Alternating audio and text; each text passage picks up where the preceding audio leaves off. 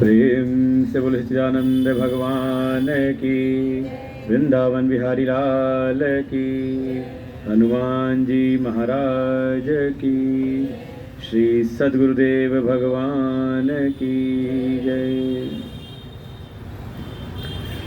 ओम सहना भवतु सहनौ भुनक्तु सह वीर्यं करवावहै तेजस्विनावधीतमस्तु मा विद्विषावहै। ओम शांति शांति शांति। अखंडमंडलाकारं व्याप्तं येन चराचरं तत्पदं दर्शितं येन तस्मै श्रीगुरवे नमः। अज्ञानतिमिरान्धस्य ज्ञानाञ्जनशलाकया चक्षुरुन्मीलितं येन तस्मै श्रीगुरवे नमः। त्वमेव माता च पिता त्वमेव बन्धुश्च सखा त्वमेव विद्या द्रविणं त्वमेव सर्वं मम देवदेव। गजाननं भूतगणाधिसेवितं कपित्थजम्बूफलचारुभक्षणम् उमासुतं शोकविनाशकारकं नमामि विघ्नेश्वर पादपंकजं। पहले ठीक था, ज़्यादा ठीक था पहले। ओम पार्थाय प्रतिबोधितां भगवता नारायणेन स्वयं व्यासेन ग्रथितां पुराणमुनिना मध्ये महाभारतम् अद्वैतामृतवर्षिणीं भगवतीम् अष्टादशाध्यायनीम् अम्ब त्वामनुसन्दधामि भगवद्गीते भवद्वेषिणी।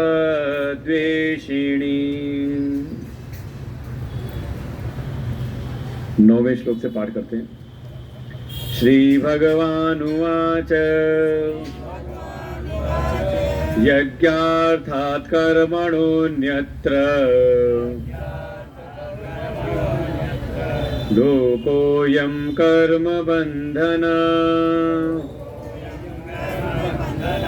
तदर्थं कर्म कौन्तेय मुक्तसंगः समाचर। सह यज्ञा प्रजा सृष्ट्वा पुरोवाच प्रजापतिः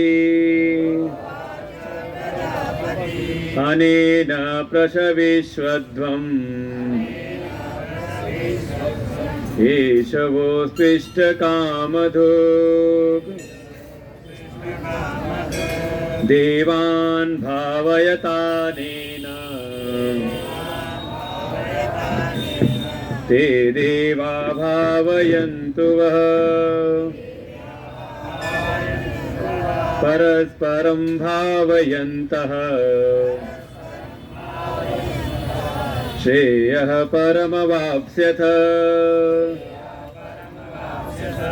इष्टान् भोगान् हि वो देवा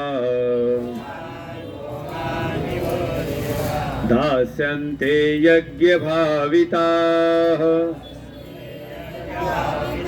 तैर्दत्तान् प्रदायेभ्यो यो भुङ्क्ते तेन एव सः। यज्ञशिष्टाशिनः सन्तो मुच्यन्ते सर्वकिल्बिषैः भुञ्जते ते त्वघं पापा ये पचन्त्यात्मकारणात् ये पचन्त्यात्मकारणात्।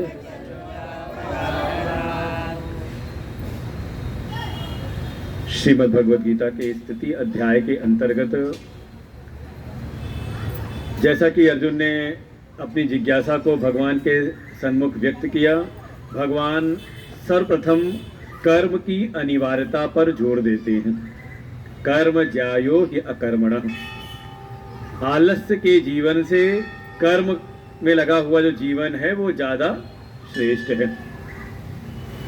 भगवान को किसी भी प्रकार से आलस्यपूर्ण जीवन उनको किसी भी प्रकार से उनको प्रिय नहीं है।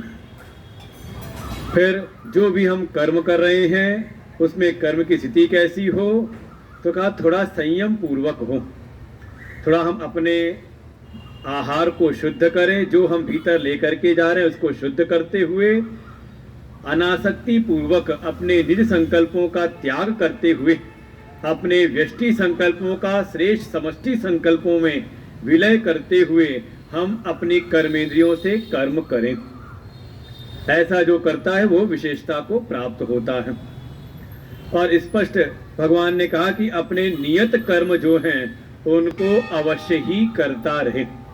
जो प्राणी अपना श्रेय चाहता है, परम कल्याण करना चाहता है, तो उसके जो भी नियत कर्म हैं, नित्य, नैमित्तिक और उपासना, ये तीन जो कर्म हैं जो उसको करने ही चाहिए, जो किसी विशेष फल की प्राप्ति के लिए नहीं होते बल्कि हमारा कर्तव्य है, ऐसे नियत कर्मों को वो करता रहे। और जो मन के भीतर एक शंका है कि कर्म के कारण बंधन प्राप्त होते हैं, भगवान ने कहा हाँ बिल्कुल है। लोको अयम कर्म बंधना, इस लोक में कर्म के द्वारा कर्म के बंधन प्राप्त होते हैं, लेकिन वो कर्म बंधन देते हैं जो यज्ञार्थ भावना से नहीं किए जाते। यज्ञार्थात् कर्मणः अन्यत्र, जो यज्ञार्थ कर्म के अन्यत कर्म करते हैं वास्तव में वही कर्म के बंधन में फंसते हैं। तो इसका दूसरा पक्ष पहलू क्या हुआ, तो कहा जो यज्ञार्थ भाव से कर्म करते हैं उनको कर्म करते हुए कर्म के बंधन नहीं प्राप्त होते। भगवान का बिल्कुल एक निश्चित मंतव्य है। इसलिए तद अर्थम कर्म कौन्तेय मुक्त संग समाचरम। भगवान ने कर्म योग का जो भगवान कहना चाह रहे थे कि हाँ कर्म के कारण ही हम बंधन में फंसे हैं, लेकिन उन्हीं कर्मों को अगर हम औषधि विधि के द्वारा योग में स्थित होकर के योग की बुद्धि से अगर हम इस कर्म को करें तो यही हो जाता है कर्म योग। और उसका सिद्धांत क्या है, तद अर्थम, अर्थात यज्ञ की भावना से, और यज्ञ साक्षात भगवान का ही स्वरूप है। तो ईश्वरार्थम, ईश्वर अर्पण बुद्धि से हम जो भी करें, कहा ईश्वर के लिए उन कर्मों को समर्पित भावना से उन कर्मों को हम कर्म करते हुए, और साथ ही साथ मुक्त संग, अपने निज संकल्पों का त्याग। और जब अपने निज संकल्पों का जब अपने लिए नहीं कर रहे तो कई बार कर्मों में लापरवाही, बेपरवाही स्वभावता आती है। तो भगवान यहाँ भी सचेत करते हैं समाचरम, ईश्वर अर्पण बुद्धि से हमारे जीवन में जो भी हम कर रहे हैं वो ईश्वरीय कर्म हो जाए, ईश्वर के लिए हमारे कर्म हो। और तो और मुक्त संग, अपने निज संकल्पों को किनारे करते हुए, और जो आचरण भी है, जो कर्म भी है, वो सम्यक प्रकार से कर्म किया जाए। तो मुख्य रूप से भगवान यहाँ निर्देश देते हैं थोड़ी त्याग की भावना जीवन में हो। जो केवल अपने लिए जीवन जीते हैं, कहा वो बहुत ही एक निचले स्तर का जीवन है, जो जिसको हम कहते हैं हम मनुष्यता। ज्यादातर ये सुनते हैं हम, तीन चीजें दुर्लभ हैं, मनुष्यत्वम, मुमुक्षुत्वम, महापुरुष संशय। ईश्वर के अनुग्रह से ये तीनों चीजें प्राप्त होती हैं। तो इसमें जो पहला ही है मनुष्यत्व, वो मनुष्यत्व ही तब माना जाता है जब प्राणी के भीतर, मनुष्य के भीतर थोड़ा दूसरों के लिए परोपकार की भावनाएं आ जाएं। और जो केवल अपने लिए जी रहा हो, तो वो किसी संत ने सुनाया एक कथानक कि कोई प्यासा राहगीर था, चलते चलते जा रहा था, प्यास से भटकते भटकते रास्ते में कोई एक मकान दिखाई दिया। तो उसने उस मकान के बाहर बड़ी सी हवेली थी, महल था, बाहर खड़ो के आवाज लगाई, भैया यहाँ कोई आदमी हो तो मुझको पानी पिला दो, प्यास से मरा जा रहा हूँ, बहुत प्यासा हूँ। 2-4 बार आवाज लगाई तो ऊपर बालकनी से एक सज्जन ने झांका, कहा भैया अभी इंतजार करो, अभी आदमी आने वाला है, आदमी आएगा तो पानी पिला देगा। थोड़ा समय बीता, कोई नहीं निकला, तो फिर उसने आवाज लगाई, वो सज्जन फिर झांके, कहा अरे साहब इंतजार करो, भी आदमी आने वाला है, आदमी आएगा तो पानी पिला देगा। थोड़ी देर और बीती, जब उससे नहीं रहा गया, फिर आवाज लगाई, फिर जब वो सज्जन आके यही बात कही तो नीचे वाले उस प्यासे व्यक्ति ने कहा, जब तक वो आदमी नहीं आता तब तक तुम ही आदमी बन जाओ। क्या है, दूसरे के दुख में कहीं ना कहीं दुख दिखाई दे। इसे ही कहा मनुष्यत्व, थोड़ा हम त्याग की भावना हो। केवल जो अपने लिए जीवन जीते हैं, कहा वो स्वार्थी जीवन, कहते हैं बहुत निचले स्तर का जीवन है। कर्म योग की धारणा यही है, थोड़ा हमारा जो कर्म है किसी श्रद्धेय के प्रति जो आदरणीय हो, जो पूज्य हो, उसके लिए वो हमारा कर्म समर्पित हो, इसी का नाम है कर्म योग। तो मन में आया ये त्याग की भावना, यज्ञ की भावना, ये तो कुछ विशेष कोई कर्म होगा, तो आगे कहते हैं ये विशेष नहीं बल्कि यही हमारा स्वाभाविक कर्म है क्या कि हमने कहीं ना कहीं गलत जीवन का एक अभ्यास कर लिया है। जैसे आज के समय कहा, जो अभी नया नया भर्ती हो कहीं सरकारी नौकरी में, उसको सुधारना आसान होता है, लेकिन जिसको पुरानी लत लग गई हो थोड़ा दाएं बाएं करने की का, उसको सुधारना, तो कहते हैं चोर चोरी से जाए पर हेरा फेरी से न। तो कहीं ना कहीं हमारे जीवन में जो हमने जो अयज्ञ भावना से कर्म को जो अपना स्वाभाविक समझ लिया है, ये स्वाभाविक नहीं बल्कि जो त्याग की भावना के साथ में यज्ञ की भावना से जो कर्म है, वो वही हमारा स्वाभाविक कर्म है। और इसको आप अपने जीवन के अनुभव से दे सकते हैं। जब तक आप अपने लिए केवल सोचते हो तो कहीं ना कहीं समस्याओं से घिरे रहते हो, और जब जिस समय आप दूसरों के लिए कुछ कर देते हो, अरे कुछ नहीं रहा चलते, अगर किसी भूखे को आप थोड़ा सा कुछ बिस्कुट भी खिला दो, तो त्यागने के बाद अंदर कुछ एक सुख की भावना लगती कि नहीं लगती?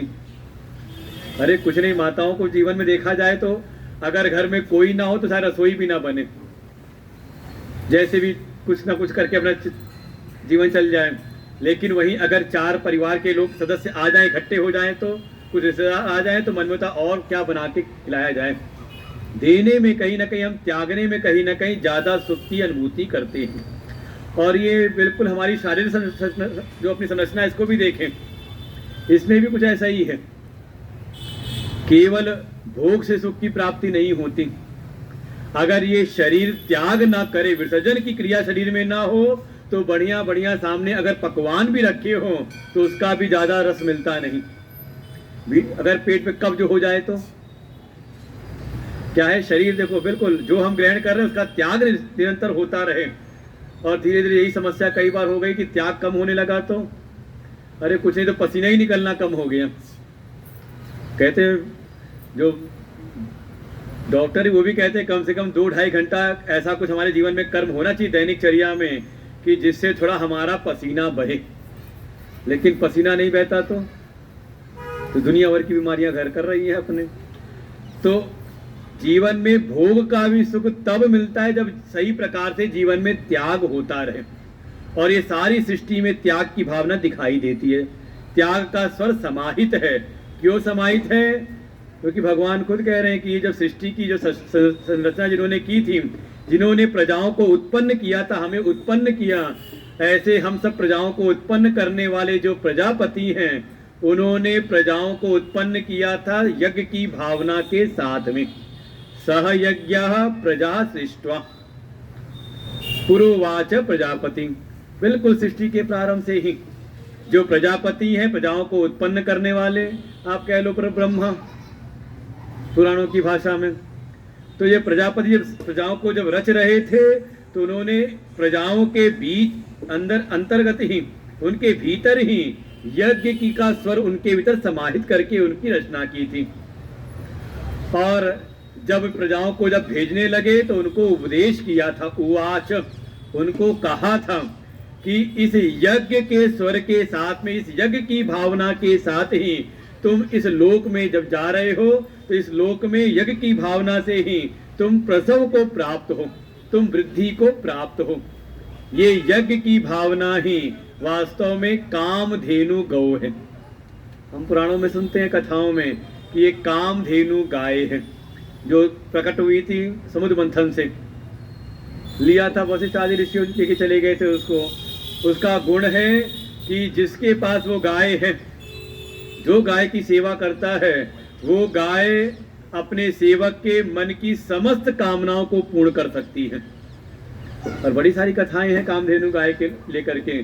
कोई एक बार जबरदस्ती लेके जाने लगा तो उसी गाय के द्वारा ऐसे रक्षक प्रकट हुए जिन्होंने विश्वामित्र की पूरी सेना का ही संहार कर दिया।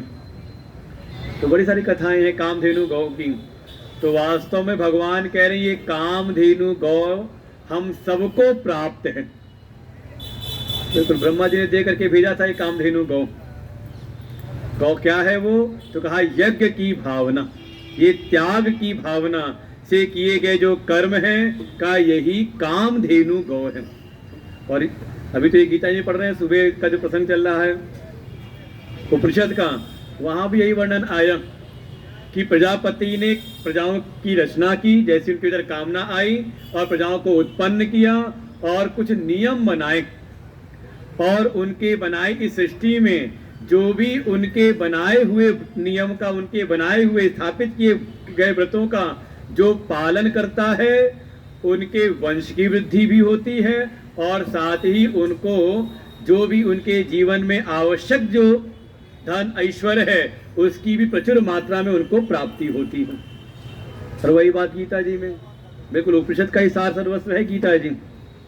जो भी ब्रह्मा के बनाए हुए, प्रजापति के बनाए हुए उस यज्ञ के स्वर के साथ में, यज्ञ की भावना के साथ में यज्ञार्थ भाव से कर्म करते हैं, तो उनके द्वारा ये यज्ञार्थ जो कर्म हैं ये उनको उनका प्रसव करते, उनकी वृद्धि करती हैं, उनके वंश की वृद्धि भी और साथ ही उनके ऐश्वर्य की वृद्धि भी।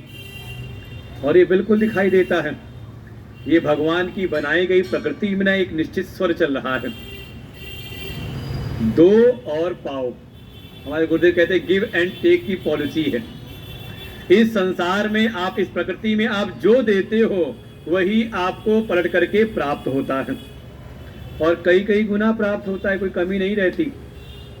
किसान जो है एक मुट्ठी अन्न फेंकता है पृथ्वी माँ में, और उसको फिर उसी अन्न से, एक बार तो लगता है कि वो अन्न जो फेंका हुआ अन्न है पृथ्वी में, एक बार तो गल जाता है, लगता सड़ गया, नष्ट हो गया, लेकिन वही जब अंकुरित होकर के एक पौधे का रूप लेता है तो कई गुना उस अन्न को बढ़ा करके देता है।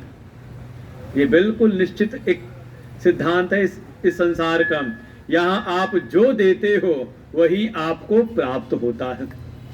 इसलिए जब भी हम कोई कर्म करें थोड़ा त्याग की भावना से, और बिल्कुल इस भावना के साथ में करते हुए भगवान आगे कहते हैं थोड़ा परस्पर की भावना आ जाए। बिल्कुल जो आपको चाहिए वो आप दूसरों को देना शुरू करें। अगला श्लोक इससे जुड़ा हुआ है, देवान भावतानेन ते देवा भावयन्तु वह। इस यज्ञ की भावना के साथ में, यज्ञ के स्वर के साथ में आप इस यज्ञ से जो देवता लोग हैं उनकी आप भावना करो, उनका आप वर्धन करो, उनको आप संतुष्ट करो, तृप्त करो। बदले में ते देवा भावयन्तु वह, आप पहले यज्ञ के द्वारा अनेन देवान भावयता, अनेन जिसका प्रसंग चल रहा है, अर्थात यज्ञेन, यज्ञ के द्वारा आप देवताओं को प्रसन्न करिए, उनको समृद्ध करिए, उनको भोग अर्पण करिए। बदले में आपके द्वारा संतुष्ट किए हुए जो देवता हैं, ते देवा भावयन्तु वह, वही देवता फिर आपको समृद्ध करेंगे। ये बिल्कुल चलता है सृष्टि में। हम अपने यज्ञ कर्म के द्वारा देवताओं को आहुति देते समिधा की, और अग्नि देवता उस हमारे द्वारा अर्पित की गई जो समिधा है उसको जाकर के सभी देवताओं को प्रदान करते हैं, और इसी से देवताओं को भोजन प्राप्त होता है जो आप यज्ञ इत्यादि करते हैं। और जब हमारे द्वारा अर्पण किया गया जब भोजन उनको प्राप्त होता है, जब वे तृप्त होते हैं, संतुष्ट होते हैं, तो बदले में वो फिर ये प्राकृतिक शक्तियों के रूप में हमें भी भोजन या हमारे जो भी आवश्यक जो भी पदार्थ हैं वो सब हमें प्रदान करते हैं। इसलिए थोड़ा जीवन हम में हमारे एक भावना आ जाए, परस्पर की भावना। परस्परम भावयन्तः श्रेयः परम वाप्स्यतः। देखो अर्जुन ने कहा था ना, ये निश्रेयो हम आपनुयाम, हे प्रभु मुझको वो मार्ग बताइए जिसमें मुझको श्रेय की प्राप्ति हो। तो भगवान यहाँ पर कह रहे हैं श्रेय नहीं, परम श्रेय अवाप्स्यथ। हे अर्जुन, तुम श्रेय नहीं बल्कि परम श्रेय को तुम प्राप्त कर लोगे। लेकिन कैसे? का इस परस्पर की भावना के साथ जीवन जीते हुए। तुम पहले जो भी तुम्हारे श्रेष्ठ हैं, जो पूजनीय हैं, जो श्रद्धेय हैं, उनके लिए करो, बदले में वो तुम्हारे द्वारा भावित हुए जो देवगण हैं वो तुम्हें फिर वृद्धि की ओर आगे लेकर के जाएंगे। ये परस्पर की भावना जीवन में होनी चाहिए, यही हमें आगे बढ़ाता है। देखो यही समाज की संरचना भी है। जहाँ हमारे 4 वर्ण की स्थापना जो की भगवान ने, तो वहाँ यही था कि सब अपने गुण कर्म के आधार पर समाज को अपनी जो शक्ति सामर्थ्य है, जो अपने गुण हैं वो प्रदान करें। बदले में भाई जिसके पास बुद्धि का ज्ञान है तो उसने जाकर के ज्ञान दिया, तो जिसके पास मान लो अन्न हो तो बदले में, पहले ये चलता था, पहले घरों में जो नाई कहार और बड़ा इत्यादि होते आगे कार्य करते रहते थे, और जब जो भी वो जिनके यहाँ कार्य करते थे उनके यहाँ जब अन्न आया तो बदले में वो अन्न दे दिया करते थे। तो ऐसी सामाजिक संरचना चलती रहती थी। भगवान कह रहे हैं बिल्कुल इसी परस्पर भावना के साथ में, केवल लेने में ध्यान न रहे, देने पर भी हमारी दृष्टि बनी रहे। आज की समय समस्या यही है, हर व्यक्ति लेने में लगा हुआ है। अगर कोई सेवा भी कर रहा है तो उसके मन में होता है जो हमारा पारिश्रमिक है वो मिल जाए हमें, लेकिन हमें उतनी सेवा ना करनी पड़े। अच्छा, पारिश्रमिक देने वाला वो भी चाहता है कम से कम पारिश्रमिक देना पड़े और काम हम ज्यादा ले लें, है कि ये चल रहा है कहीं ना कहीं स्वार्थ की भावना के साथ। इसीलिए समस्याएं समाज में हैं। कोई अगर इन हमारे वेद, हमारे उपनिषद, गीता के आधार पर जीवन जिए तो इसीलिए कहा ये जीवन जीने की कला सिखाती पूरे समाज के लिए, केवल हिंदू धर्म के लिए नहीं, सभी के लिए, मानव धर्म के लिए है। और संतों ने तो बहुत अच्छी कहानी सुनाई, कैसा परस्पर भाव होना चाहिए।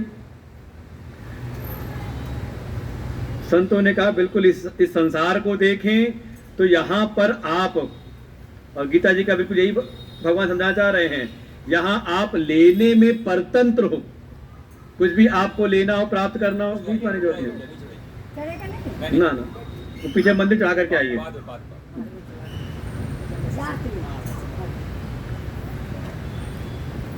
इस संसार को अगर वैचारिक दृष्टि से अगर आप विचार करके देखें, विवेक की दृष्टि से विचार करें, तो आप इस पर समझ जाएंगे कि यहाँ पर आप लेने में स्वतंत्र नहीं हो, बिल्कुल परतंत्र हैं आप जो चाहो सो आपको नहीं प्राप्त होता। अच्छा, अगर सबको अपने मनचाहा प्राप्त हो रहा होता, अपनी मर्जी से प्राप्त हो रहा होता तो सब प्रधानमंत्री बने होते, कोई छोटे मोटे में कोई समझौता नहीं करता। यहाँ पर आप लेने में नहीं बल्कि जो आपको मिल रहा है, जो प्राप्त परिस्थितियां उसमें आप चयन करते हो। लेकिन आप सोचो कि अपने मन से चाह लो तो आपको प्राप्त नहीं होता, लेकिन देने में आप स्वतंत्र हो। सीधे कहें कि आप भोग में आप परतंत्र हो, लेकिन त्याग में आप परम स्वतंत्र हो। कैसे? तो देखिए कुछ चीजें हम चाहते हैं, जैसे सुख हम सब चाहते हैं कि हमें सुख मिले। कोई ऐसा है जो दुख चाहता हो? ढूंढ के बताओ कोई। एक ढूंढ के निकालते कुंती जी के लिए, लेकिन वो भी आधा अधूरा सत्य है। उन्होंने भी कहीं ना कहीं मुक्ति मांगी है इस भवसागर से, इस भवसागर के दुखों से मुक्ति मांगी है। और अगर बड़े दुख से छुटकारे के लिए छोटा दुख झेलना पड़े तो हम भी सहज स्वीकार करते हैं। शरीर में कोई बड़ा रोग हो जाए तो उस बड़े रोग से छुटकारे के लिए हम छोटा कहीं ना कहीं उपचार करा लेते हैं, तो झेल लेते हैं। वास्तव में हम सभी प्राणी सुख चाहते हैं। फिर हम सभी प्राणी अपनत्व चाहते हैं, प्रेम चाहते हैं। हम जहां रहें वहां परिवार में, समाज में हमें प्रेम मिले, नहीं चाहते। फिर कहीं ना कहीं हम सम्मान भी चाहते हैं। हम जिस समाज में जाएं थोड़ा हमारा सम्मान हो, हमारी एक पहचान हो। अच्छा, मान लो कहीं आयोजन में गए और वहां जब नाम पुकारा जाता है माल्यार्पण के लिए, तो भीतर प्रसन्नता होती कि नहीं, चलो आज हमें पुकारा गया, हमारा नाम बुलाया गया। ये आयोजन भी समझते हैं, इसीलिए आपको प्रसन्न करने के लिए कि आप आपकी रुचि बढ़ती रहे, बनी रहे, तो आपका नाम समय समय पर किसी न किसी के नाम बुलाते रहते हैं। क्या है, जहां भी हम हैं वहां हमारी पहचान, हमारा सम्मान बना रहे। कहीं ना कहीं हम एक भावना एक भीतर और रहती है कि सब हम पर विश्वास करें। देखें, अविश्वास का जो जीवन है ना, ये बहुत दुखदाई है। आप कहीं पर रहो, अपने जो भी कार्य करते रहे, लेकिन कोई आप पर विश्वास ना करे, सब आपको संशय के घेरे में बनाए रखें, कैसा लगता है? कथा सुने कभी भरत जी की। जब भरत जी आए हैं ननिहाल से, उस घटना पे पिताजी का स्वर्गवास हो गया, और जब आए हैं तो पूरी अयोध्या में सब उनको संशय की दृष्टि से देखते हैं। समझे? कोई दोष है नहीं उनका, लेकिन फिर भी सब संशय में उनको रखते हैं, सब इन्हीं का किया धराया हुआ है।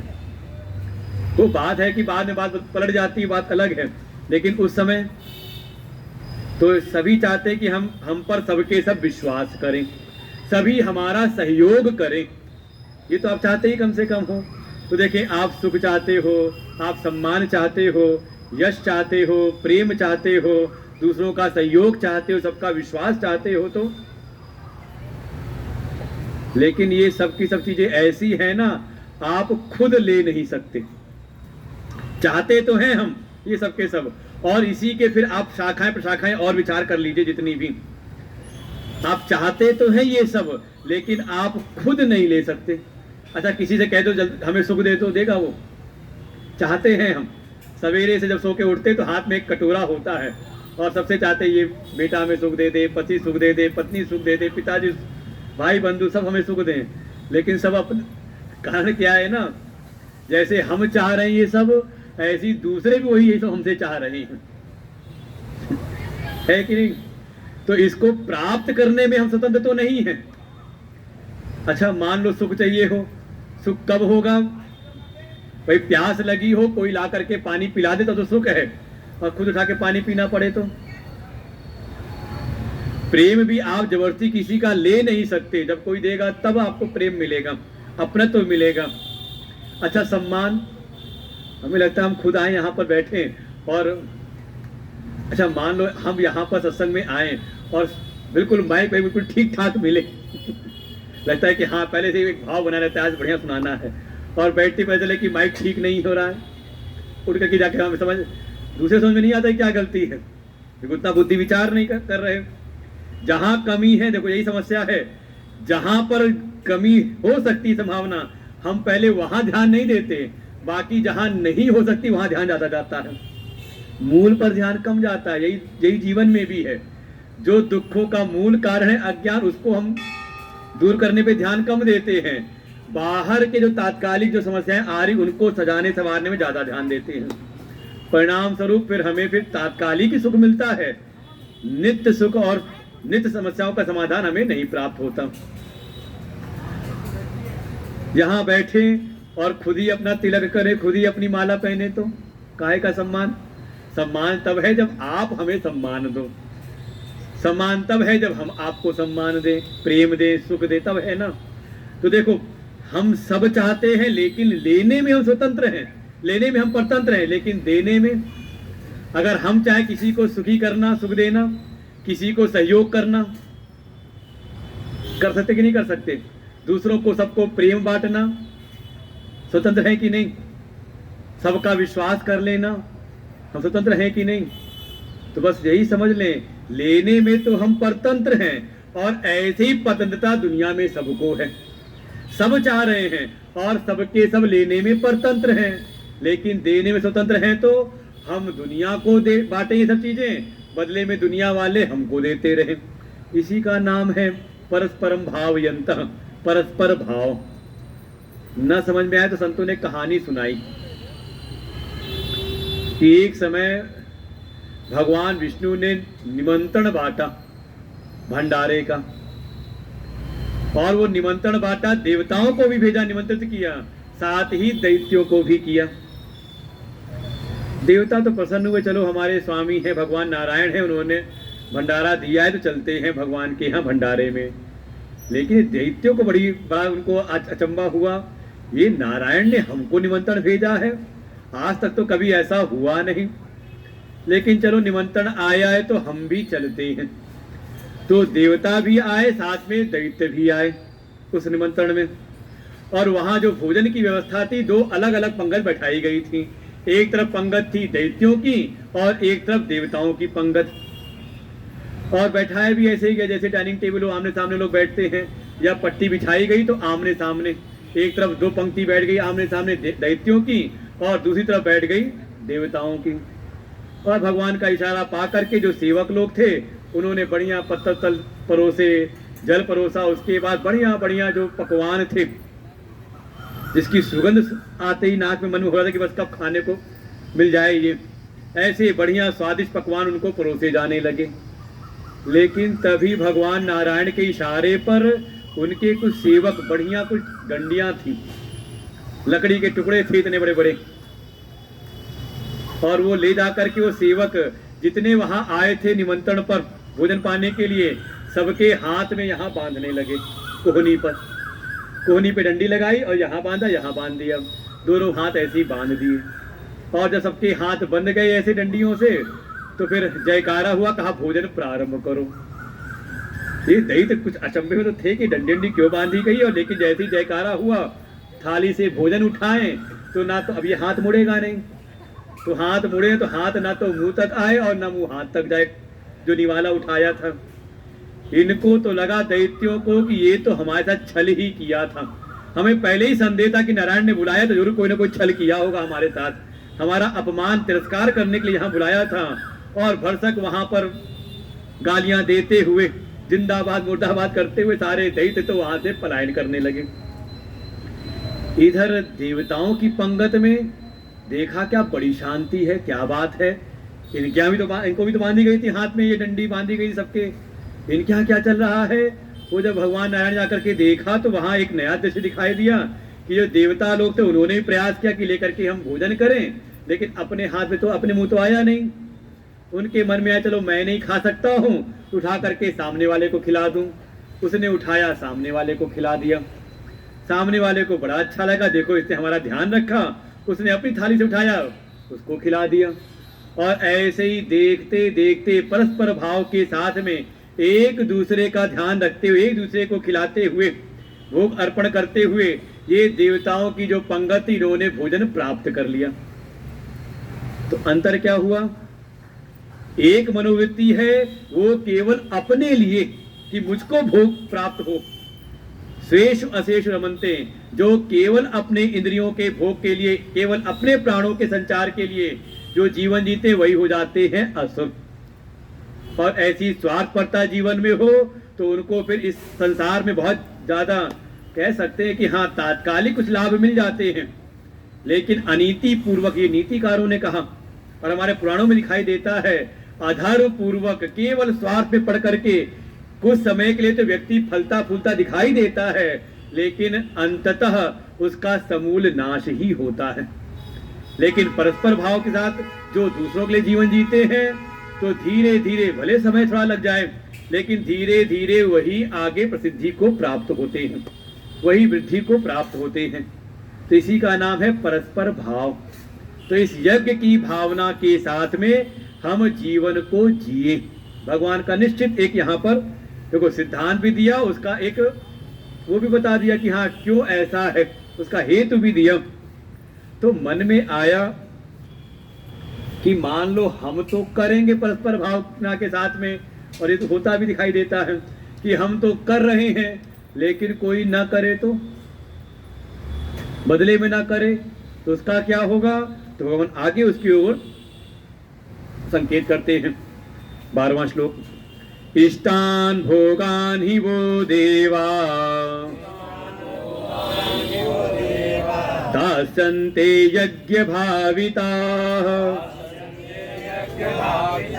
तैर्दत्तान प्रदायेभ्यो यो भुङ्क्ते तेन एव सः यज्ञशिष्टाशिनः सन्तो मुच्यन्ते सर्वकिल्बिषैः भुञ्जते ते त्वघं पापा ये पचन्त्यात्मकारणात्। भगवान फिर इसके बाद दो तरह के लोग दिखाते हैं कि पहले इस संसार में तो वो हैं, कौन? तो कहा देवा यज्ञ भाविता दास्यन्ते। जब किसी ने यज्ञ की भावना के साथ देवताओं को जब वृद्धि प्रदान की, देवाओं का वर्धन किया, देवताओं को प्रसन्न किया, देवताओं को संतुष्ट किया, तो वो संतुष्ट हुए जो देवता हैं क्या करते हैं? यज्ञ के द्वारा भावित हुए वो देवता दास्यन्ते देते हैं। क्या देते हैं? इष्टान भोगान, इष्ट भोग देते हैं, जो जो हम चाहते थे। भाई हमने यज्ञ के द्वारा देवताओं को भावित किया, बदले में वो देवता जो संतुष्ट हो जाते हैं, तृप्त होकर के, प्रसन्न होकर के, वो देवता हम सबको हमारे इष्ट भोग प्रदान करते हैं, जो भी हम चाहते हैं, जो हमारे जीवन के लिए अनिवार्य हैं। वही कह सकते हैं शुद्ध जल, शुद्ध वायु, अन्न इत्यादि किससे मिल रहा है? ये सब प्राकृतिक शक्तियों से तो प्राप्त हो रहा है। प्रकाश मिल रहा है, तेज मिल रहा है, किससे मिल रहा है? कहा देवताओं के द्वारा। यज्ञ के द्वारा भावित हुए, प्रसन्न हुए देवताओं के द्वारा हमें इष्ट भोग प्राप्त होते हैं। तो कोई ऐसा इष्ट भोगों को उसने प्राप्त किया, लेकिन उन देवताओं के द्वारा प्राप्त किए दिए गए भोगों को प्राप्त करके बदले में उन देवताओं को उसका अंश अर्पण नहीं करता। तैर दत्तान अप्रदायेभ्यो, जो देवताओं ने इष्ट भोग प्रदान किए थे, बदले में कोई ऐसा है कि उसने इष्ट भोग तो प्राप्त कर लिए, जो जो उसको चाहिए था सब उसने प्राप्त किया, लेकिन बदले में पुनः देवताओं का फिर वर्धन के लिए देवताओं का अंश नहीं निकाला, देवताओं को बदले में अर्पण नहीं किया। अप्रदायेभ्यो यो भुङ्क्ते, बिना देवताओं का अंश अर्पण किए जो उस सारे भोगों को स्वयं भोगता है, दूसरों का अंश नहीं निकालता, तो क्या कौन है वो? भगवान स्पष्ट कहते हैं, उसको एक नाम दिया, स स्तेन एव। स्तेन माने सीधे कहें चोर, और भगवान भाष्यकार तो कहते तस्कर एव स देवादि स्वापहारी, जो देवताओं के स्वत्व का, अधिकारों का हनन करने वाला, ऐसा वो फिर ठग है, चोर है। अब देखें इसको, केवल देवताओं को आप समाज में भी देखें तो भाई हमें इष्ट भोग प्राप्त हुए किससे? हमें परिवार से, माता पिता की कृपा से, जो जो हमारे जीवन के इष्ट भोग थे वो हमने प्राप्त किए। किसी बच्चे ने प्राप्त किया और प्राप्त करके वो सामर्थ्यवान हुआ, और जब सामर्थ्यवान हो गया तो उठाया अपना सामान, निकल गया कहीं और, कि हमारी अपनी भी जिंदगी है। जिनसे हमें इष्ट भोग प्राप्त हुए थे, जिन अपने जो श्रद्धेय माता पिता, जो पूजनीय आदरणीय माता पिता थे, जो परिवार था, उनसे हमने इष्ट भोग तो प्राप्त किए, लेकिन जब देने का समय आया तो हमने दिया नहीं, बल्कि हमें समझ में आया कि हमारी अपनी जिंदगी थी। तो कौन है वो? कहा वो फिर चोर है। ऐसे ही थोड़ा और दृष्टि को व्यापक करें, कोई भी संसार में, समाज में कोई भी ऐसा प्राणी नहीं जो अपने लिए अपनी सारी व्यवस्थाओं को बना ले। अगर किसान है तो अन्न का उत्पादन करता है, लेकिन हो सकता है उसको शिक्षा के लिए, सुरक्षा के लिए, वस्त्र के लिए, अन्य व्यवस्थाओं के लिए किसी और पे निर्भर है ना वो। ऐसे ही कोई समाज में जो समाज से शिक्षा, सुरक्षा और सारी व्यवस्थाओं को प्राप्त तो करता है, और प्राप्त करके जब सामर्थ्य आई, कुछ उसको जब व्यवस्था प्राप्त हुई, धनार्जन हुआ, तो उसके बाद समाज की और उसकी दृष्टि ना रहे तो केवल वो अपने पालन पोषण में ही अपना सब लगा दे तो कौन है? का फिर चोर है। सीधे कहा जाए, सरकार से व्यवस्थाएं तो प्राप्त करे लेकिन बदले में सरकार को टैक्स न चुकाए तो कौन है वो? तो कभी ना कभी फिर छापा पड़ता है इनकम टैक्स का, फिर अखबार में आते हैं। भावना यही है कि जब हम समाज से हमने प्राप्त किया है, समाज से शिक्षा, सुरक्षा और सारी व्यवस्था, भोजन आदि की एक सिस्टम को हमने प्राप्त किया और उसको प्राप्त करके हमने जीवन चलाया। आप कल्पना करें, अगर जहां कोई सरकार ना हो, जहां सरकार का कोई शासन प्रशासन ना हो और सब हो जाए अराजक, सब हो जाए स्वेच्छाचारी, क्या स्थिति होगी? जीवन कैसा रहेगा? तो कभी ध्यान हो, अफगानिस्तान में कुछ हुआ था एक समय, कभी हुआ था अभी श्रीलंका में, सब अपने मन मर्जी के हो गए, जिसके मन में जो आया, जो दिखाई दे, लूटपाट करके लेके चला गया। कैसी स्थिति होगी? का हमें समाज से, सरकार से हमें कोई व्यवस्था प्राप्त हुई, उससे हम सामर्थ्यवान हुए तो थोड़ा जो सामर्थ्यवान है, थोड़ा समाज में जो सामर्थ्यहीन है, थोड़ा उनका भी ध्यान रखें। इसी को आगे परस्पर भाव, इस समाज में एक व्यवस्था बनी रहनी चाहिए और इसके लिए समय समय पर सरकार को हम टैक्स देते रहें। भाई सरकार की अपनी कोई इनकम थोड़ी ना कोई आय है, उसकी क्या आय है? जो समाज के लोगों से जो आय जो कर मिलता है, उसी से वो फिर समाज को एक नई व्यवस्था प्रदान करते हैं। और कोई ये नई कोई प्रणाली नहीं है। कर की प्रणाली का वर्णन हमारे शास्त्रों में है, भागवत जी में वर्णन है।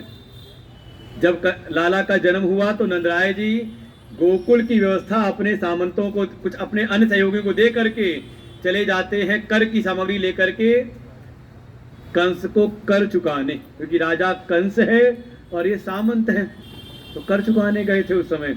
तो कोई नई नहीं बल्कि पुरानी प्रणाली हमारे शास्त्रों में वर्णित है इन सब बातों का।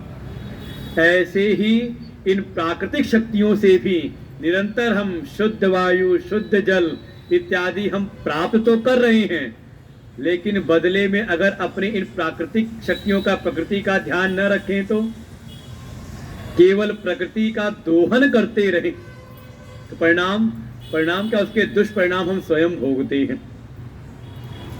वही समाज में दिखाई दे रहा है। और बड़े बड़े शहरों में कई बार तो ऐसा समय होता है कि सांस लेना भी दुष्कर हो जाता है, इतना प्रदूषण। कारण कौन है? कारण कहीं ना कहीं हम स्वयं हैं। हमने अपनी जरूरतों के लिए एक मकान बनाना हो तो कम से कम 10 पेड़ कटते हैं, कम से कम 10 बड़े वृक्ष कटते हैं, तब एक मकान तैयार होता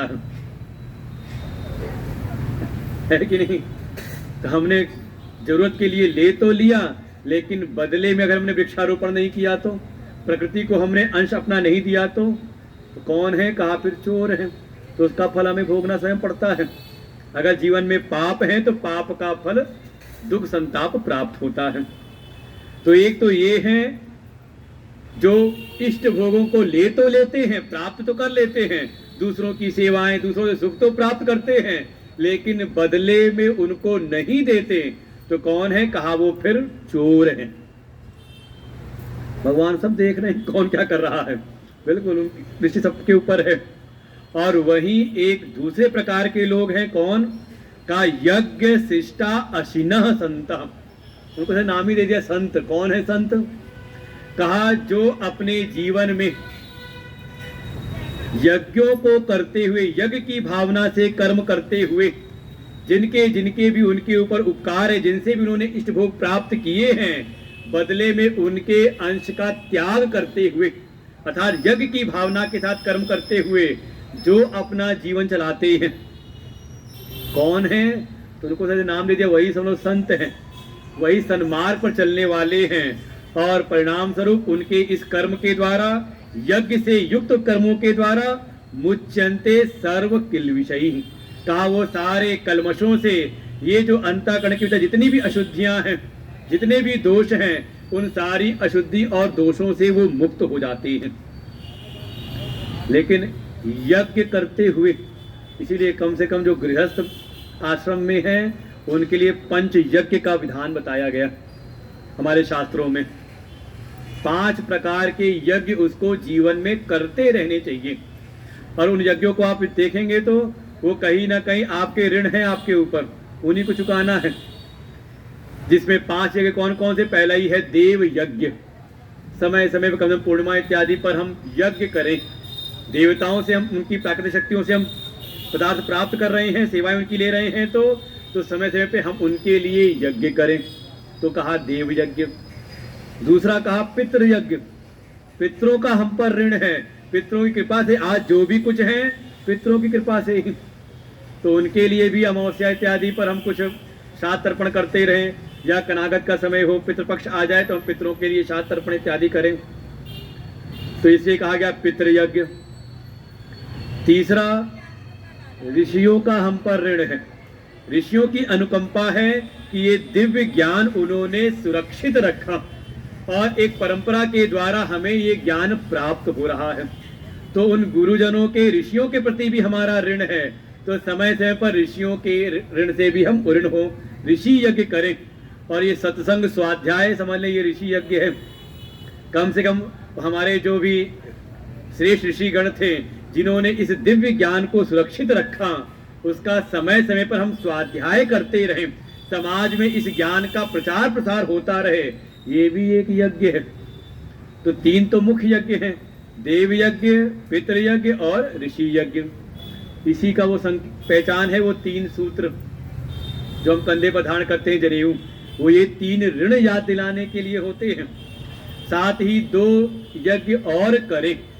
हमारे ऊपर बहुत सारे प्राणियों का, बहुत सारे जीवों का हम पर ऋण होता है। भागवत जी ने कहा, जीवो जीवस्य जीवनम। प्रत्येक जीव का जो जीवन है वो किसी अन्य जीव के ऊपर आधारित है। अरे कुछ नहीं तो बहुत सारे अगर जीव जंतु ना हो तो, अच्छा पक्षी वो ना हो, मांस इत्यादि खाने वाले मांसाहारी पक्षी ना हो, और यहाँ पर कोई जीव मर जाए तो देखें, कोई जीव जंगल में मरता है, वो घंटे भर में वो पक्षी आकर के साफ कर जाते हैं। जो कुछ बचा रह जाए तो ऐसे बहुत सारे कीटाणु जीवाणु हैं, वो आकर के उसको खत्म कर डालते हैं।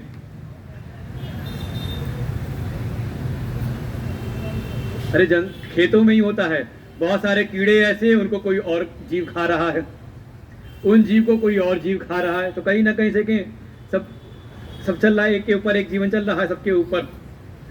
तो ऐसे ही प्रत्येक जीव का जीवन जीवों के ऊपर आधारित है। अरे कुछ नहीं तो कम से कम दूध मिल रहा है, किससे मिल रहा है? गौ माता है, उनसे प्राप्त हो रहा है। तो ऐसे ही हम पर बहुत सारे जीवों का, बहुत सारे भूतों का हम पर ऋण है। इसलिए समय समय पर कुछ हम भूत यज्ञ करते रहें। और भूत यज्ञ की एक परंपरा थी कि घर में भोजन बने तो पहली रोटी गाय की और आखिरी रोटी कुत्ते के लिए। ये सब भूत यज्ञ था। समय समय में कहीं चींटियां दिखाई देना, चींटियों को कुछ चार डाल दिया, चिड़ियों के लिए हमने दाना डाल दिया, जल रख दिया, पशुओं के लिए हमने कुछ व्यवस्था कर दी द्वार पर। तो क्या था, कहा ये भूत यज्ञ। और 5वां कहा नृ यज्ञ, इसे कहते हैं मनुष्य यज्ञ। कभी ना कभी, कहीं ना कहीं, किसी न किसी परिस्थिति में हम भी किसी के अतिथि होते हैं। बिल्कुल अनजाने शहर में हम पहुंच जाते हैं और वहां भी कोई अनजान व्यक्ति हमें मदद कर देता है। हम लोग तो खूब अच्छा अनुभव है, भ्रमण करते रहते तो कोई ना कोई अनजान व्यक्ति अचानक ऐसी व्यवस्था कर देता है कि जो हम कल्पना भी नहीं कर सकते। तो क्या है, बहुत सारे मनुष्यों का ये हम पर ऋण है। तो कभी हमारे द्वार पर भी कोई अतिथि आए तो अपनी यथा सामर्थ्य उसका भी हम सत्कार करें, उसका हम तिरस्कार ना करें। ऐसे त्याग के साथ में, यज्ञ की भावना के साथ सबका अंश चुकाते हुए शेष के द्वारा यज्ञ शिष्टः अशिनः, यज्ञ से अर्थात त्याग के बाद जो बचा हुआ जो अंश है उससे जो अपना जीवन यापन करता है, वास्तव में अपने जीवन के जाने अनजाने जो भी पाप हैं उनसे भी वो प्राणी मुक्त हो जाता है। मुच्यंतै सर्व किल विषयी, समझे, ये महिमा है त्यागपूर्ण कर्म की। मुक्त हो जाता है स्वतः ही।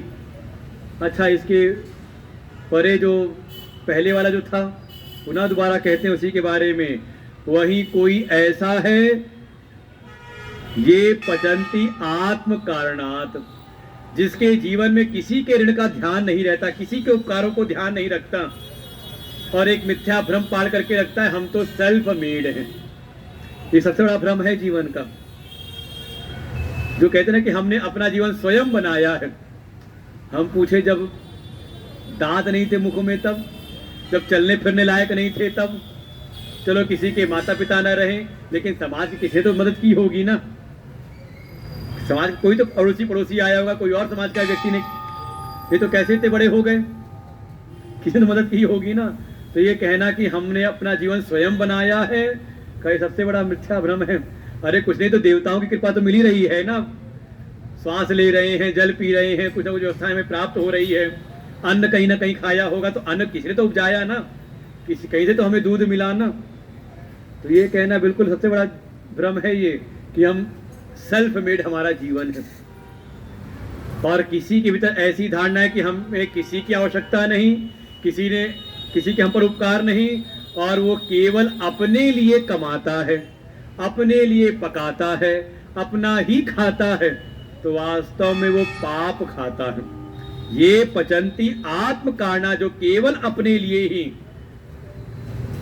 कमाता है, पकाता है, तो क्या है, भुंजते ते तु अघम पापा, ये वास्तव में फिर पाप ही, अघम, अघ माने पाप हो, फिर पाप ही खा रहा है। और उसको भगवान ने फिर एक नाम दिया है, सुंदर नाम है, उसको संज्ञा दी, कौन है, का वो पापा है। आप लोग बड़े प्रसन्न होकर के घर में पहुंचे, जितने भी ये पहुंचे घर में, छोटे छोटे का पापा आ गए, बड़े गदगद हो गए हृदय से। ये हमारे यहाँ का शब्द नहीं है। पापा माने कहा, पापा ये पचंती पाकम निवर्तयंती, जो केवल अपने लिए कमाए खाए। तो जो पापा बने हुए वो अपने लिए कमा खा रहे हैं, का जिनके लिए कमा रहे हैं वही उनको कह रहे। हाँ, अब कभी घर में जाना, कोई कहे पापा तो कहे चुप, पिताजी कहें, बाबूजी कहें, हाँ ये शब्द बदल जाए, ये अंग्रेजों की देन है। अब पापा का शब्द का अर्थ यहाँ साफ दिखाई दे रहा है, कौन है, कहा जो पापम स्वयं अपि, जो स्वयं पाप रूप हैं। भाई जो केवल अपने लिए परम स्वार्थ की भावना के साथ में अपने लिए कमाते, अपने लिए पकाते हैं, अपना ही खाते हैं, तो क्या खा रहे हैं, कहा वो पाप ही खा रहे हैं। और जो ऐसे पापी है, पाप में रूप स्वयं है, तो उन्हीं को नाम दिया है पापा। इसलिए घर जाना तो बिल्कुल, जब कोई कहे पापा तो कह चुप रहे। क्या बोले, कहा पिताजी कहो। भगवान कह रहे हैं देखो, दोनों प्रकार के दिखा दिए। एक ऐसा है कि इष्ट भोगों को प्राप्त करके केवल अपने भोग में लगा हुआ है, तो वो चोर है, वास्तव में पाप रूप ही उसका जीवन है। तो पाप है तो जीवन में कहीं ना कहीं फिर पाप का परिणाम दुख भी मिलता है। और दूसरा ऐसा है जो जब भी कुछ इष्ट भोग प्राप्त हो रहे हैं तो उसको हमेशा ध्यान रहता है कि हाँ ये केवल मेरे पुरुषार्थ, केवल मेरे परिश्रम से नहीं, मेरे माता पिता की कृपा है, हमारे गुरुजनों की कृपा है, समाज की हम पर कृपा है, और सबसे बड़ी बात तो भगवान की हम पर कृपा है।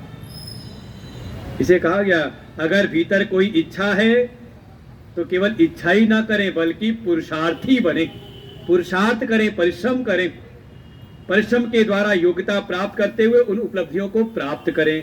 लेकिन जब उपलब्धियां प्राप्त हो तो वहां पर अपनी योग्यता ना देखें।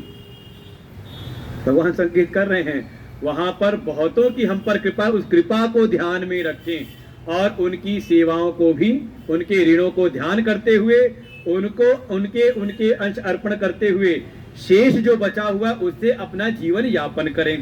परिणाम स्वरूप आपके भीतर की जितनी भी अशुद्धियां हैं, जो भी आपके पूर्व के पाप हैं, वो सारे पाप धीरे धीरे स्वतः ही नष्ट हो जाते हैं और आपका हृदय अत्यंत ही परम शुद्ध हो जाता है। कह रहे हैं जो परस्पर की भावना है ना, ये पूरी प्रकृति में, पूरी सृष्टि में चल रही है। एक चक्र चल रहा है सृष्टि के भीतर, और भगवान आगे 2 श्लोकों में सृष्टि चक्र का वर्णन करते हैं। 14वां श्लोक, अन्नात् भवन्ति भूतानि पर्जन्यादन्न संभवः यज्ञात् भवति पर्जन्यो यज्ञ कर्म समुद्भवः कर्म ब्रह्मोद्भवं विद्धि ब्रह्माक्षर समुद्भवम् तस्मात् सर्वगतं ब्रह्म नित्यं यज्ञे प्रतिष्ठितम्। ये बिल्कुल भगवान उसी पे संकेत उपदेश कर रहे हैं कि कर्म क्यों करना अनिवार्य है। क्यों अनिवार्य है? क्योंकि सृष्टि का जो चक्र है, ये जगत का जो चक्र है, ये बिना कर्म के संभव नहीं है। कर्म की अनिवार्यता है, इसलिए हम भी इस जगत के सृष्टि चक्र में हैं। तो जहां पर हमारी स्थिति, वहां पर हम अपने कर्मों को करते ही रहें। कैसा ये सृष्टि चक्र है? तो पूरा एक क्रम दिखाया है। अन्नाद भवंती भूतानि, ये जितने भी भूत हैं ना, भूत माने जो उत्पन्न हुए हैं। भूत माने आओ प्रेत वाला भूत नहीं, जिन्न वाला भूत नहीं। भूत माने जो उत्पन्न, जो भी उत्पन्न हुए हैं। मतलब हम सब जो यहाँ पर हैं, हमारी उत्पत्ति किससे हुई है? का अन्न के द्वारा। अन्न से हमारी उत्पत्ति है। कोई कहे हमारा जन्म तो माता पिता से हुआ है। अच्छा, उन माता पिता ने अन्न ना खाया होता तो? अन्न खाए, अन्न ही उनके भीतर पच करके अन्न के अलग अलग जो धातुएं वो तैयार होती हैं। ये उपनिषदों में बड़ा विस्तार से गुरु जी रोज सुना रहे हैं सुबह गुरुदेव। उस अन्न के ही अंश से हमारे हड्डियों का निर्माण है। हमारे भीतर हड्डियों में मज्जा, मेद, मांस, रक्त और उसी से रेत, वीर्य इत्यादि। वही अन्न जो पचा उससे ही वीर्य आदि उत्पन्न हुए और उससे ही फिर जीवों की उत्पत्ति होती है। तो भूतों का कारण, हमारी उत्पत्ति का कौन हेतु है? का अन्न। अन्न से भूतों की उत्पत्ति होती है। तो अन्न किससे होता है? तो कहा पर्जन्याद अन्न संभव। पर्जन्य अर्थात वर्षा से उत्पत्ति होती है अन्न की। देखिए, बिना वर्षा के नहीं हो सकता। कोई कहे हम ट्यूबवेल लगा के सींचेंगे, तो कब तक सींचेंगे? जो ट्यूबवेल में जो जल आ रहा है, भूमि का जो जल आ रहा है अंदर से, वो भी तो कहीं ना कहीं वर्षा का ही जल तो है। किसी जगह पे वर्षा ना हो बहुत समय तक तो धीरे धीरे जो ग्राउंड वाटर लेवल है वो नीचे चला जाता है और कई बार ट्यूबवेल भी सूख जाती है। तो देखा आपने, क्योंकि आश्रम देख हमारे सब ग्रामीण क्षेत्रों में ही है। अभी हमारे मेरठ के आश्रम में ठीक सामने ही जो ट्यूबवेल लगा हुआ है वो सूख गया, तो उन्होंने दोबारा नई बोरिंग कराई और गहराई में, जो 200 फुट पे था अब 400 फुट पे कराया। कारण क्या? कहीं ना कहीं वर्षा के द्वारा ही। और किसानों से पूछें बिना वर्षा के कैसा होता है। वर्षा के तो का एक अलग ही प्रभाव है। तो कहा वर्षा के कारण ही अन्न की उत्पत्ति होती है। तो कहा वर्षा किससे होती है? तो कहा यज्ञात् भवति पर्जन्य, यज्ञ से ही वर्षा होती है। पूछा यज्ञ के द्वारा कैसे?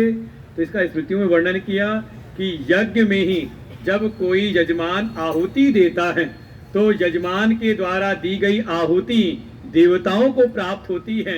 उसी में एक देवता है सूर्य देवता, और जब उनको आहुति प्राप्ति, उनको भोग प्राप्त हुआ तो उनसे उससे कहते उनकी ऊर्जा बढ़ी।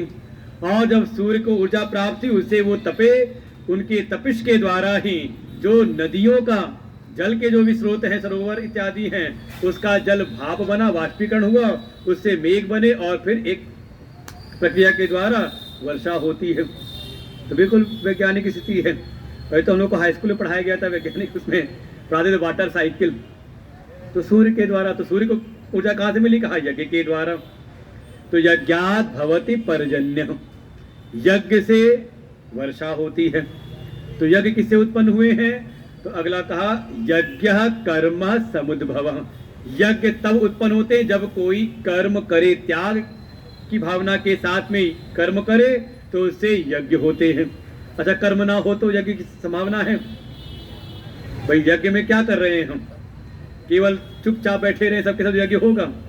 भाई कर्म तो करना पड़ेगा ना। तो कहा कर्म से उत्पत्ति होती है यज्ञ की। फिर कर्म किससे उत्पन्न हुए हैं? तो कहा कर्म ब्रह्मोद्भवम विद्धि। कर्म उत्पन्न हुए हैं ब्रह्म से। ब्रह्म माने परमात्मा।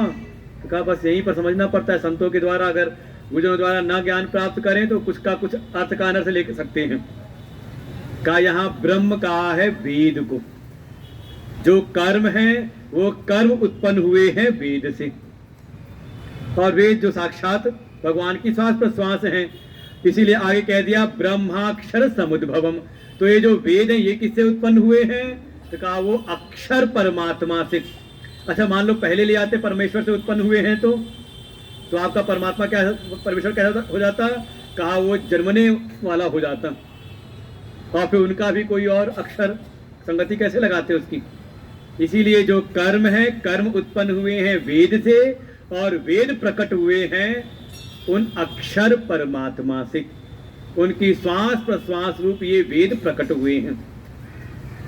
अतः बिल्कुल निष्कर्ष निकाल रहे हैं, तस्मात् सर्वगतम ब्रह्म नित्यम यज्ञे प्रतिष्ठितम। इसलिए देखो क्रम दिखाया है ना, उन परमात्मा, उन अक्षर परमात्मा से, उन अक्षर ब्रह्म से वेद उत्पन्न हुए, वेद से कर्म। भाई विधि निषेधी तो है कर्म, जो वेद में क्या है, ऐसा करो ऐसा ना करो, विधि निषेधमय तो है पूरे वेद।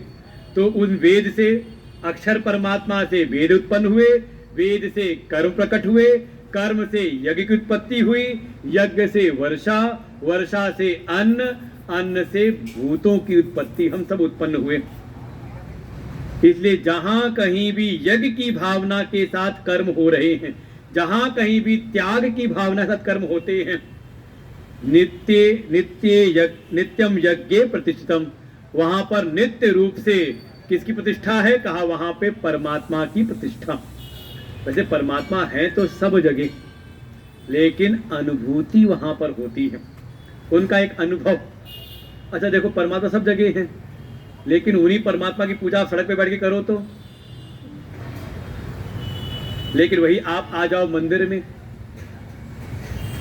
भाई कई बार होता है अपने घर में भी हम पूजा करते हैं, उपासना करते हैं, ध्यान करते हैं, लेकिन वो भावना नहीं बनती।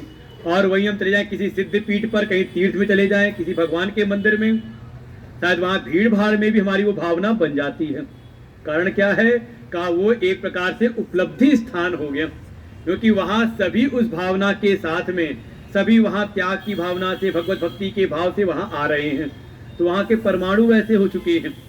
तो ऐसे जहां कहीं भी त्याग के स्वर के साथ में, त्याग की भावना के साथ कर्म होते हैं, यज्ञ होते हैं, वहां परमात्मा की नित्य उपलब्धि होती है।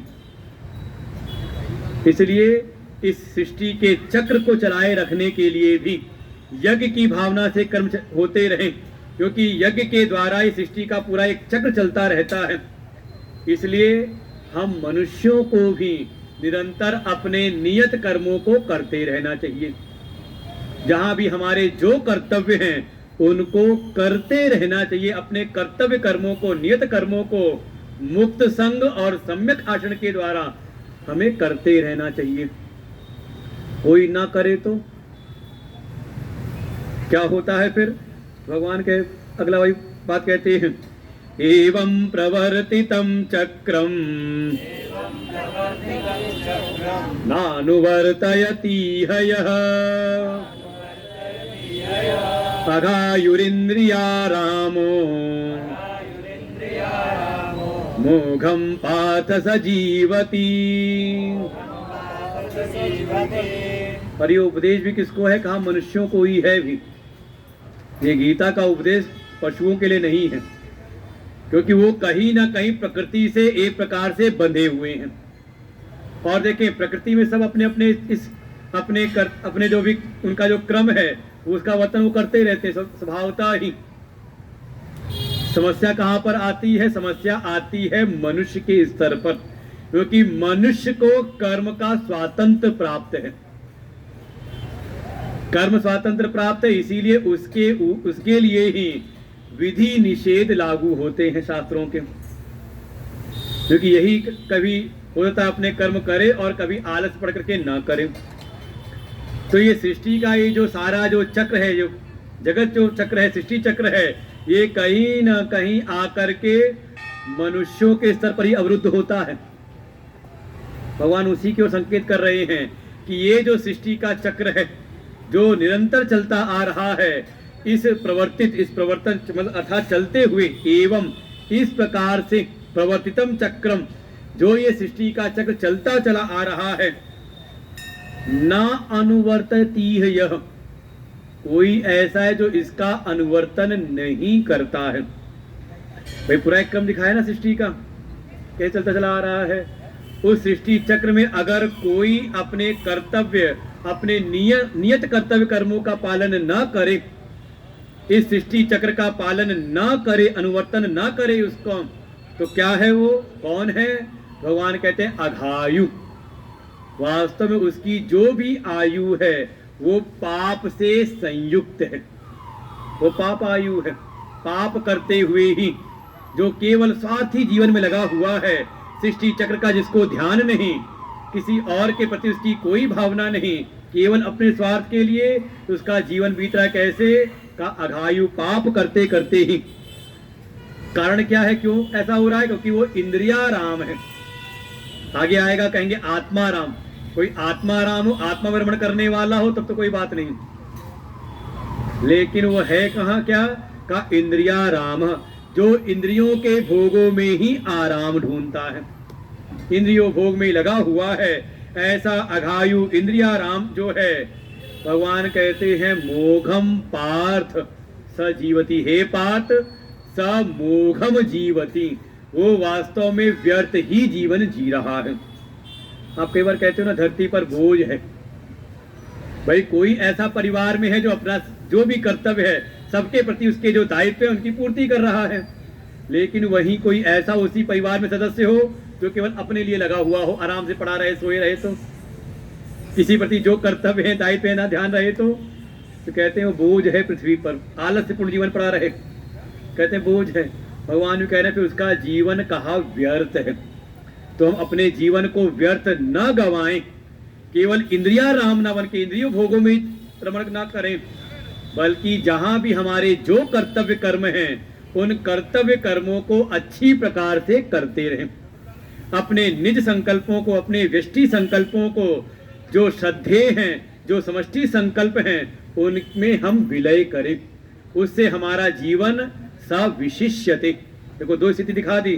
पहले कहा था जो इस प्रकार से कर्मयोग की भावना से, अज्ञात भावना से जीवन जीते हैं, सविशिष्यते, वही इस संसार में विशिष्टता को प्राप्त होते हैं। और जो केवल इंद्रियाराम, केवल अपने भोगों में ही रमण करते हैं, तो उनको कह दिया मोघम सजीवति, उसका जीवन व्यर्थ है।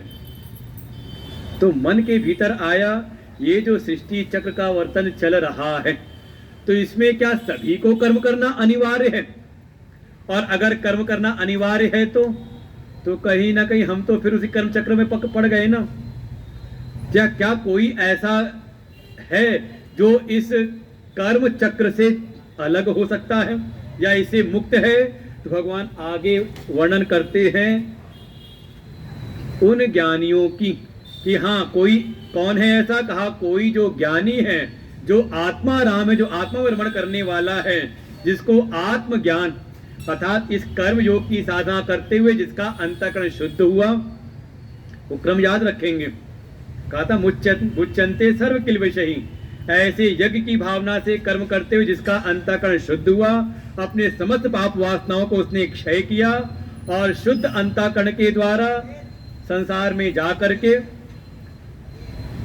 का उसने किसी सदगुरु की शरण प्राप्त करके ज्ञान की प्राप्ति की, और उस ज्ञान के द्वारा उसको आत्म तत्व का बोध हुआ, और उस आत्म तत्व के बोध का उसने अपने उस आत्म स्वरूप में अपनी स्थिति प्राप्त कर ली, और फिर वो अपनी आत्मा में ही रमण करता है, अपनी आत्मा में ही तृप्त रहता है और अपनी आत्मा में ही संतुष्ट रहता है। वो पहले दूसरे अध्याय में ज्ञानियों के लक्षण में कह के आए थे, आत्मन्येव आत्मना तुष्ट, जो अपनी आत्मा में आत्मनि एव आत्मना तुष्ट, अपनी आत्मा में आत्मा के द्वारा ही जो संतुष्ट है, जिसकी बुद्धि जिसकी प्रज्ञा बिल्कुल स्थित हो गई है, अब संसार में उसके लिए कोई प्राप्तव्य शेष नहीं है।